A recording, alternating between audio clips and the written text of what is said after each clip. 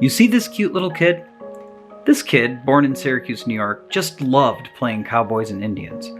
On the big screen, he idolized cowboys like the Rifleman, the Lone Ranger, and of course, John Wayne. You do that again and I'll break every bone in your body. He had two big sisters who he loved dearly, and he was, for the most part, your typical little kid. He had quite the sweet tooth, and whenever he was at the corner store to get candy, he just had to beg his dad for the latest Superman and Hawkman comics. He grew up enjoying all the classic cartoons of the Golden Age, and arrived at the movie theater extra early to catch all of his favorite shorts before the big picture. In fact, he loved going to the movies so much, he even skipped school to go, which led to some troublesome years. That cute little cowboy had gone from good to bad, and eventually his truant excursions playing hooky to go to the movies caught up to him. He was taken from his parents and brought to a home in Buffalo, New York for children who needed to be set straight. That didn't stop him from running away, multiple times, and trying to go back home. But luckily, he never went from bad to ugly and eventually turned over a new leaf. It was this new young man who met himself a little lady who would change the course of his life. Yeah, so that little cowboy, that was my dad. This video is going to be all about him. You see, the world recently lost this wonderful man.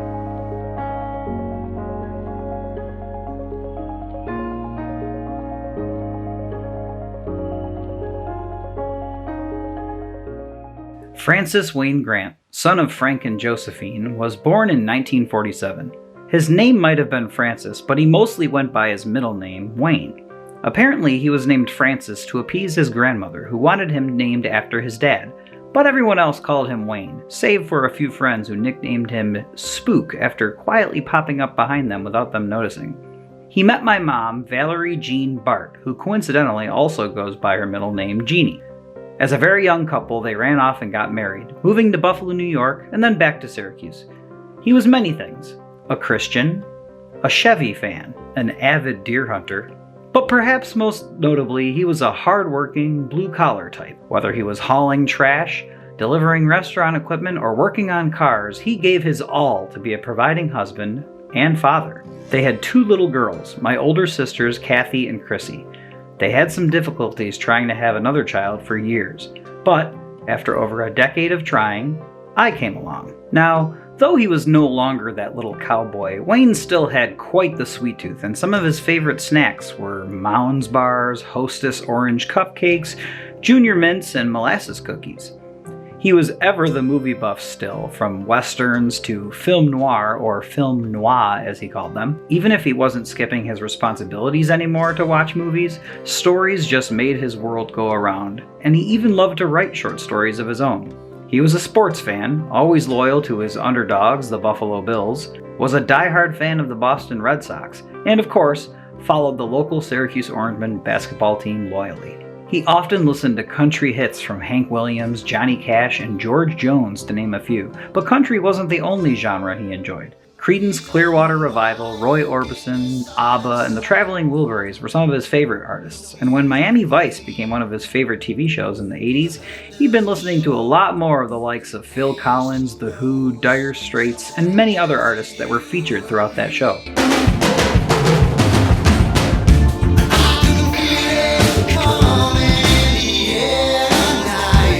I owe so much of who I am to my dad, and not just the things that he instilled into me by raising me, but even things like my creative side, my talkative nature, and talking with my hands. I get that from him as well. And, you know, my sense of humor, and even being a bit of an extrovert are all things that I owe to my dad. I can't quite remember when we started doing this, but I think it was around the 5th grade that my dad and I just started referring to each other as dude. And for the rest of his life, 90% of the time we spoke to each other, it was, hey dude, okay dude, love you dude, talk to you later dude. And this just showed that he always looked at me as a friend as well as his son. When I was very young, my dad got really bad asthma from the fumes inhaled during his last normal job as an oil truck driver. He had to go on disability, but he took this opportunity to take a stab at starting his own business. In the late 1980s and early 90s, collectible trading cards were hot, from baseball or basketball cards to cards with Marvel and DC Comics characters on them, or even sets based off of popular movies, TV shows, and so much more. Dad decided that he wanted to take a hobby that he enjoyed himself and come up with a business to sell collectible cards. Two things made this idea extra unique though. He named the business itself after his son, me, and instead of setting up in a brick and mortar location, he decided to take his hobby shop on the road. Nate's Greats Sports Cards on Wheels was a business concept where he would haul a trailer to different locations and sell cards out of a fold-out canopy window on the side. He designed the logo himself and even had custom magnet logos made to put on his car. Unfortunately, the collectible trading cards business itself was starting to die out, and he shut the business down just a year before popular trading card games like Magic the Gathering would soon cause a boom in card collecting hobbies again. If he had started the business then, I have no doubt that he would have found success for years to come, and the Pokemon craze just a few years later would have been like striking oil for him. Dad was eager to show me the ropes with fixing cars, teaching me to drive, and was always willing to go to the scrapyard to find me a cheap deal on a part that my car might have needed. When I took my road test, I failed the first time because I was really nervous and the instructor was very rude. And my dad was so upset at how I was treated, he wrote a letter to the Commissioner of Motor Vehicles to reprimand the instructor's behavior. I was embarrassed that he went that far when I was younger, but I actually have a copy of that letter on my wall because it means so much to me now that he took it so personally. I think me being his first and only son gave him a chance to relive his youth through my childhood. And so, he was always so invested in what I was into and willing to share the things that he enjoyed with me. He was so anxious to get me into the Aliens movie franchise at a young age that we watched them with a remote in his hand so he could mute the cursing just so I could watch the film with him. Come on! Come on, you too! Oh, you want some of this?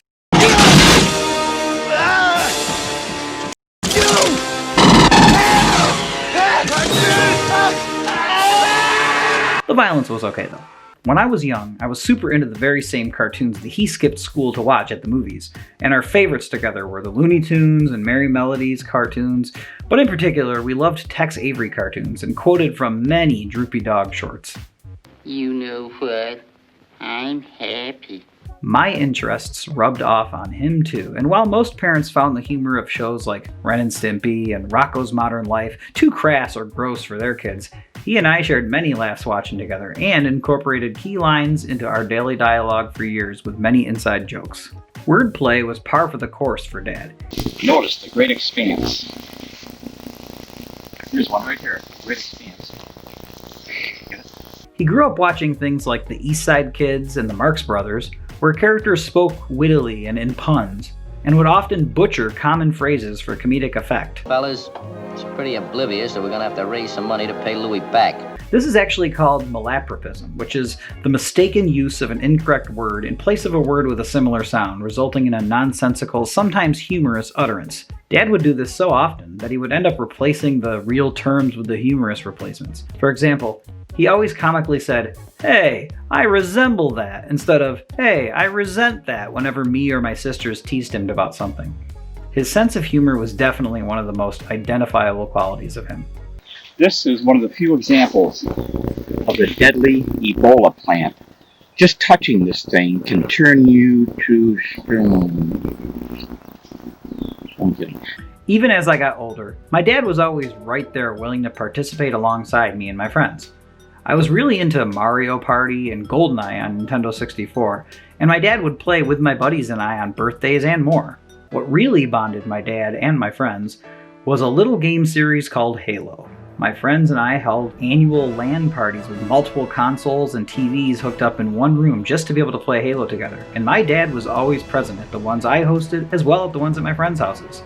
He became known as Papa G, a fellow Spartan duking it out in person and online, and he even joined me at a midnight release event for one of the games. Hello, world of Halo. I am so glad to be here tonight, and I'm gonna kick some Halo for butt in the coming weeks. Here we go. Oh yeah, baby. Hello. Oh, look who came behind you. Oh crap. Oh. Dad would also help out when I started getting into making videos, doing behind-the-scenes work, and even making a cameo or two. But he was so tight with my friend group already that he was even offered the lead antagonist role in an independent movie that my friends and I had made. And honestly, compared to all of us other amateur actors, he really stole the show. spite of all you've done, Tony, I like you. We have a long history together. That being said, I'm gonna give you a couple days to get your crap out of my shop. Goodbye, Tony. One of my most cherished memories of Dad exemplifies his creative side that inspired me. Every school day, from the first day of 7th grade up until I graduated high school, I would come out to the kitchen to have breakfast, and on the table would be a new drawing that he made for me the night before. He would draw characters from cartoons I watched, movies I enjoyed, or the latest video games I was playing. Even better, he would often insert inside jokes about things in our family life, like milestones in my high school years, crushes that I had, or family traditions like treating the family on check day, birthday parties, and guys' days, which was a term my dad and I coined for special trips or hangs with just the two of us enjoying each other's company.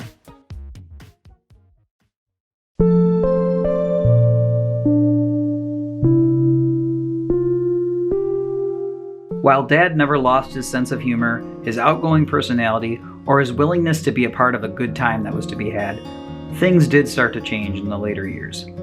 He and my mom were now separated after over 40 years of marriage, and though they were still friendly, he found some new interests and ways to pass the time while he lived alone in his apartment on the 12th floor of Brighton Towers, a place where his older sister Diane once lived. She was his closest sibling, but now lived down south in Georgia, though she did send him care packages regularly to lift his spirits. He made his apartment his own cozy little space, with all of his hobbies proudly on display. He loved inviting me and other family and friends over to host dinners and birthday parties and such whenever he could. Dad loved to drive, but after a series of car troubles, he became a regular at riding the bus to all of his favorite places. I even impersonated him once on Facebook when I had shaved my beard off and only had a mustache, and he retaliated, showing how similar we really were. Dad took the bus to hike his favorite trails at Baltimore Woods Nature Center in Marcellus, would go for routine walks at the local mall, stopping for a Dunkin' Donuts coffee with extra sugar, or maybe buying a new DVD for his movie collection at Best Buy. Every year, he would go multiple times to the annual Great New York State Fair when it came around, to get food, walk the grounds to see all the festivities, and take pictures. Speaking of pictures, he was always perfecting the selfie with his digital camera long before smartphones were a regular thing. Anyone that he met during his gallivanting would be graced by his positivity, where he would become a regular face that would light up others anywhere he went. I'm really happy that people who weren't even family or friends got to know this side of him. Unfortunately, in 2015, his dear older sister Diane had passed away, making him the eldest member of the family at this point. While he never lost his positivity, despite this loss that affected him greatly, it was around this time that something much worse began to surface.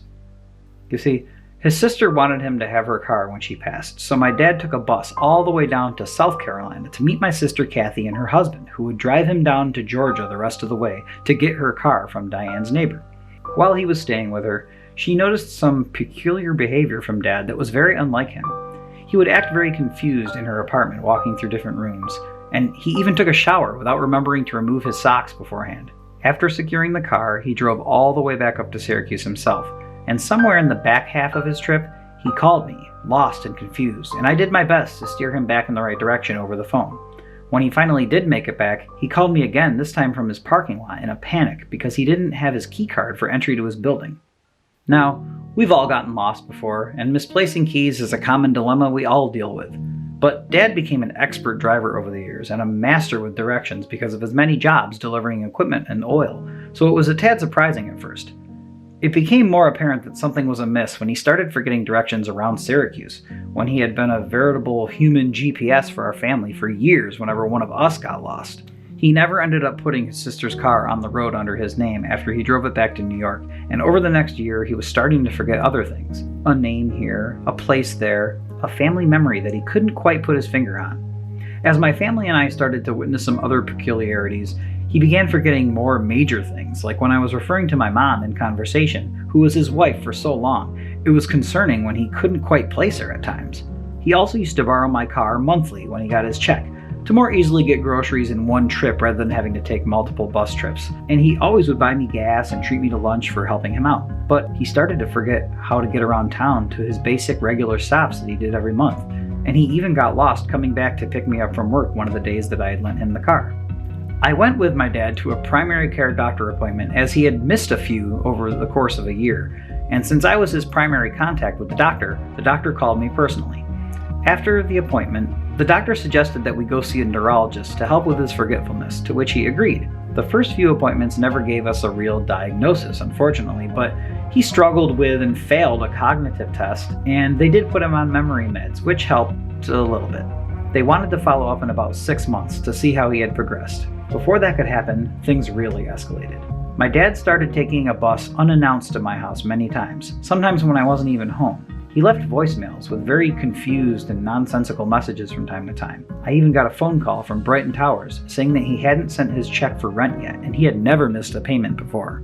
I then took it upon myself to go through the process of becoming his power of attorney, to pay his bills, his healthcare proxy, to make sure he regularly saw the doctor and was up on his medications, and tried setting up a second opinion appointment with a new neurologist and got him a totally new primary care doctor who gave his guess to the diagnosis right away, and he gave me a referral to see the new neurologist. Unfortunately, no one else locally would accept the insurance he had, so I scheduled an appointment with a Rochester, New York office who would.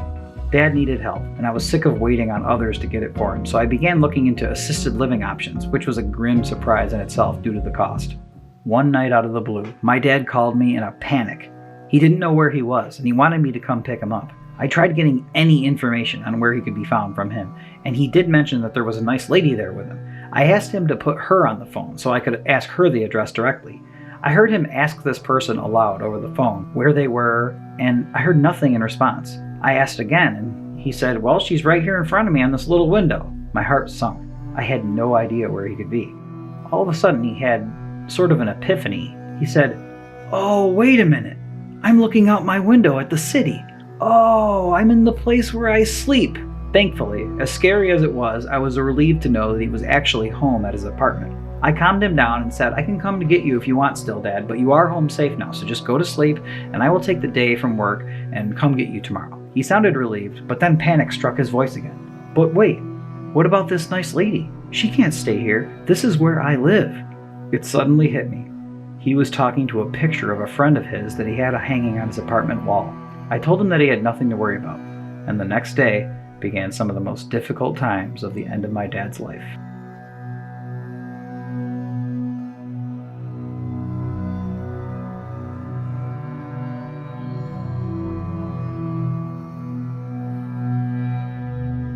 I took Dad right to the emergency room at Crouse Hospital. Once the doctors and nurses there spoke with him, it was no doubt in their minds. He was showing clear symptoms of dementia, and the doctors couldn't release him from the hospital and let him live on his own again.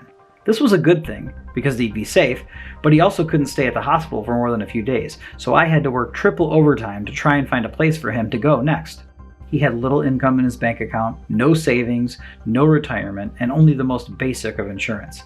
The best assisted living facilities out there have astronomical rates, long waiting lists, and more. So the prospects of finding somewhere both safe and affordable was looking very dire. Luckily, I already had him on a waiting list through a care facility called Loretto in Syracuse, and though they couldn't get him into a room in their assisted living facility proper, which was called the Heritage, they were able to get him into a room high up in another building at Loretto called the Cunningham Building.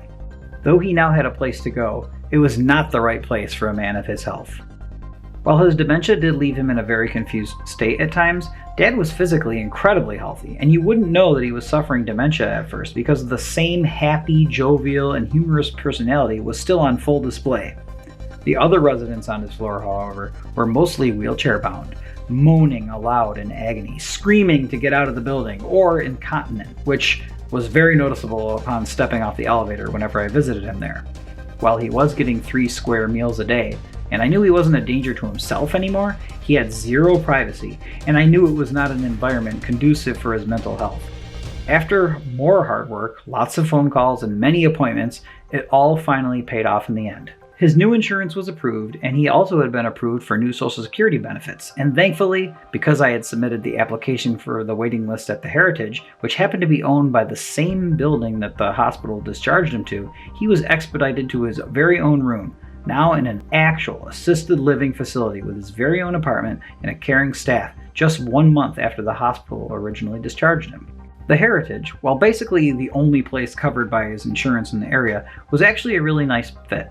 The staff was caring, and the other residents were not knocking on heaven's door just waiting to die. Though, Dad was still the most healthy and youthful person there as well.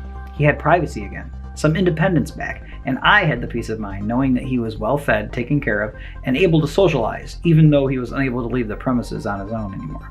I had saved some of his things from his old apartment and brought it to his new assisted living space, and even though his brain was having difficulty in many ways, he still managed to tinker around and give his new place his own personal flair, just like he did when he was on his own. The best part was that the staff and other residents at the Heritage were just the next people in line in his life that were able to experience the joy that he brought into any room. I had so many people telling me that they loved him so much. A good friend of ours from the Heritage said he wished he had 60 more of Wayne in the building, and he made them laugh with his attempts at humor and the silly dances he did. I'm doing everything. Come and Susan. Though there were still challenges over the next few months, there was a sense of relief, and what seemed like the hardest part was over for now. I visited him several times a week. He was able to get other visitors, like my sister Chrissy, and I made it a priority to sign him out regularly and take him to do the things that he enjoyed doing later in his life on his own. He loved getting a bite to eat, usually some fast food or something that he hadn't enjoyed in a while, and he loved stopping at Target, where I would buy him some of his favorite snacks and keep his mini fridge stocked with his favorite beverage as of late, Gatorade. Also, signing him out for the holidays to follow was great for the family to see him as a whole, and good for his own mental health to just see more loved ones that cared about him than just I. But during this relatively peaceful time, I still witnessed more decline when it came to his brain and his memory. He was forgetting more and more people, including the names of his grandchildren and even his own daughters. He was losing the ability to form coherent sentences, and it became more difficult to understand him, aside from repetitive things that he would say nearly every time I saw him. Luckily, I could usually understand what he had meant, even if he couldn't find the right words himself. But it became even more tragic as he was unable to even call me anymore, so I had to cancel his cell phone. Witnessing a loved one, especially someone so vibrant, so full of life, be reduced to just a shadow of their former selves is something very hard to endure. While he was physically still there, I started to feel like I already had lost my father in many ways, as there was no way for him to retain anything new really, and he had forgotten so much of his life and so many people already. Before I finish this, I wanted to give my personal advice to any who might be dealing with somebody who's suffering with dementia. I was very lucky and blessed to not have my dad be somebody who got really angry with the fact he was forgetting things or asking me who the hell I was or anything like that. That could have been totally scary and made the situation much worse. But there are some things that I learned that I think would be tips based on my own personal experience that can make such a difficult time a little bit easier. Spend as much time with them as possible. Show them how much they mean to you by simply being there. Try to do what you can to keep a familiar environment for them despite their decline. Decorate with the things they like, even if they might not remember them. Play music or watch movies that they used to enjoy. They will probably still enjoy it, even if it is new to them again. Don't hold back what you want to say to your loved ones just because they might not understand completely. I always made it a point to speak respectfully with my dad and have the things I say not be dumbed down or overly trying to correct him by saying, "No, that's wrong." Instead, I would spin it positively and say things like, "Yeah, you used to do that all the time, remember, Dad?" Even if he didn't remember. Doing this will make sure that they always feel included and engaged with the conversation, even if it confuses them. And always smile. Lastly, laugh. Obviously, the situation is so sad and so hard to deal with, but don't feel bad if something nonsensical is said that is just so absurd that you just want to laugh at it. My sister Chrissy and I would get a kick out of some of the things my dad said mistakenly in front of us, and I think it helped soften the blow of how sad the situation really was. The event that has affected us all created even more damage to an already delicate situation. When the COVID-19 pandemic caused our whole world to change, I was no longer able to visit my dad in person or take him out anymore. This was for his health and safety, of course, but the one consistent thing he had in his life at that point was me visiting him. Despite all of the mental decline I had to witness with my dad, he always knew who I was, and I still meant the same to him that I did when I was his little boy, and he made it very well known, which is something that I still cherish dearly.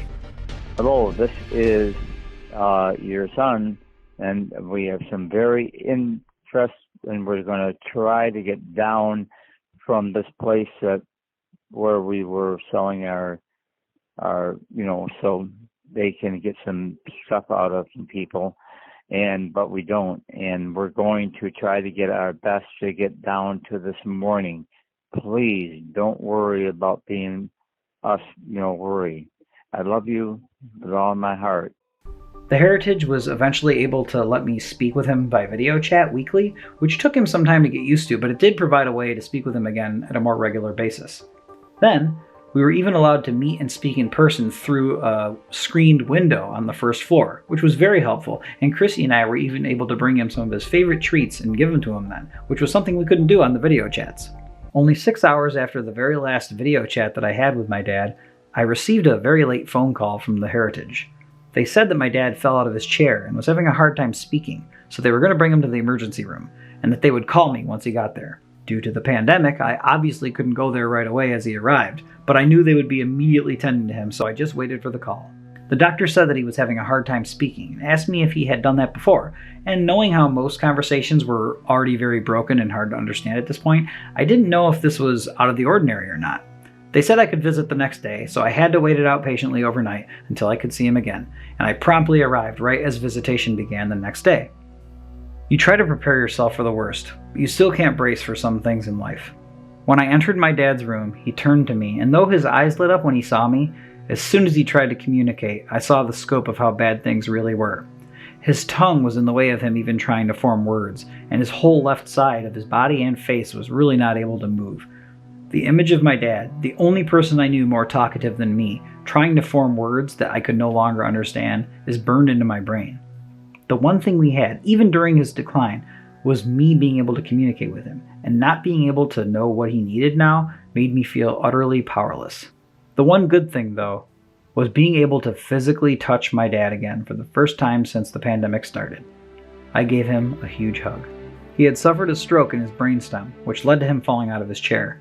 They were going to get him right into rehab, but with the dementia, I knew that because he failed his cognitive tests and just the way that he had been over the last year or so, it would be extremely challenging to have him do the repetitive tasks needed to rehabilitate him. Once he was discharged from the hospital to the rehab facility, my visitation privileges were worse than ever. I couldn't visit him at all, and I had to call to check in on him regularly, with nothing really to report because rehab is a very slow and meticulous process. 2 weeks into rehab, I got another call that they were sending him to the ER again, because his levels showed extreme dehydration.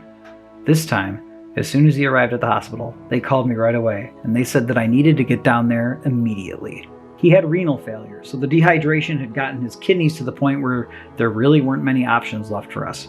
He was no longer able to communicate at all, and my family and I had to make the most difficult decision, and that was to put him in comfort care. The next 3 days, I stayed by his side every day. Chrissy and I talked to him a lot when he was awake, and always reiterated how much we love him, his family loves him, and that things were going to be okay. They did a great job of making sure he wasn't in pain, and I did find some peace with just being with him until the end. Though he couldn't talk anymore, one of the biggest reactions we would get from him is when we used the sponge on a stick to moisten his poor mouth that just got so dry as he breathed heavier and heavier. And he did squeeze my hand at one point when I was speaking with him. Just after 12 p.m. on Sunday, July 26th, his breathing had really slowed. I knew it was about to come, so I went right over to him. I hugged him tightly, and I just spoke into his ear that he wasn't alone, that I was with him, and that his family and friends loved him dearly. And he took one last deep breath.